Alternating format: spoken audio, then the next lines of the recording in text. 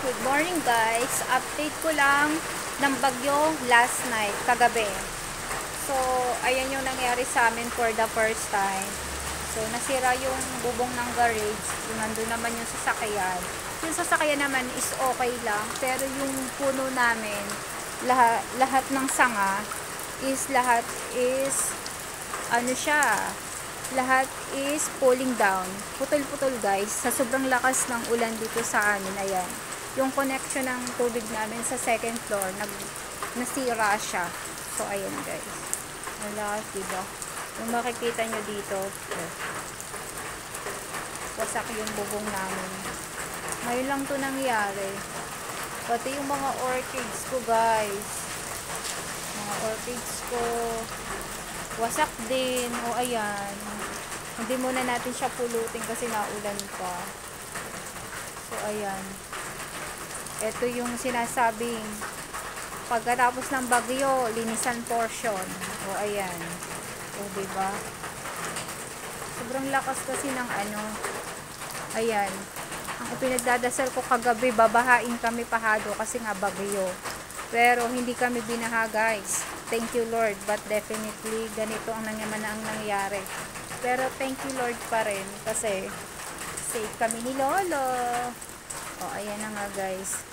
Kung makikita nyo, ang lakas ng ulan. Etong puno na malaki na to, yung mga sanga niya. Ito yung ikinatatakot ko kagabi. Baka kasi biglang humiga dito sa kwarto ni Lolo. Advance akong mag-isip guys. So, kagabi kasi sobrang lakas ng hangin, tapos may kasamang ulan. So, iniisip ko baka mamaya itong puno namin na to kasi nga yung baba niya is ganyan na. Naisip ko baka mamaya biglang bumuwal dito sa kwarto ni Lolo. Syempre, alam nyo na. So, wala tayong tulugan guys. Ay puyat ang portion ang naganap kagabi. O, diba? Para tayong nag-duty sa factory ng ilang oras kasi 4 hours lang ang tulog natin. Nakakatakot naman kasi guys ang bagyo sa totoo lang. Ngayon ko lang naranasan yung, alam mo yung kwarto ko kasi parang nagyayanig yung, kasi second floor kami hanggang second floor yung bahay ni Lolo, hanggang third floor. Ramdam mo talaga yung yanig kapag binabayo ka ng ng hangin. Alam mo yung bumubukso-bukso yung hangin. Parang kumukuha siya ng lakas tapos biglang boom, ganun. Ganun yung nararamdaman namin. Nararamdaman ng mga paligid namin, char. Pero, ayun nga guys, yun yung update ngayon. So, naulan pa rin. Sabi ko sa alaga ko, wag kang lalabas, delikado. Ito yung kinakatakot ko kasi may kuryente dyan. Pumunta naman si, dito, si Laupan. Buti yung kuryente naman, nasa taas siya, kaya okay lang yan. Kasi, di ba merong tubig. So, ayun, enough ni Laupan yung switch dun sa kuryente dyan sa garage. Enough niya.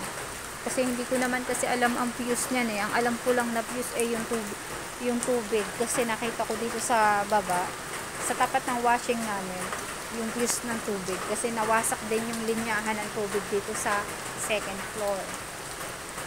So, ayun. Mukhang, I think, nawasak siya nung kalakasan ng bagyo, mga around 2 a.m.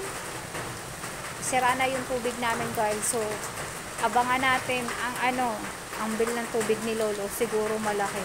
Kasi ilang oras na nagpo-flow yung water. Hindi ko talaga kasi antok ako, natulog ako mga around 1 na. So, ay nagising ako 3:45. So, ayun. Mga around,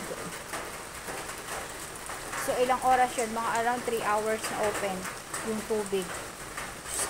Di ko na sinabi kay Lolo, ma-stress naman siya sa bayarin niya sa tubig. Alam niyo yun? Diba guys? Yung linya ng kuryente. Lahat naghambalang.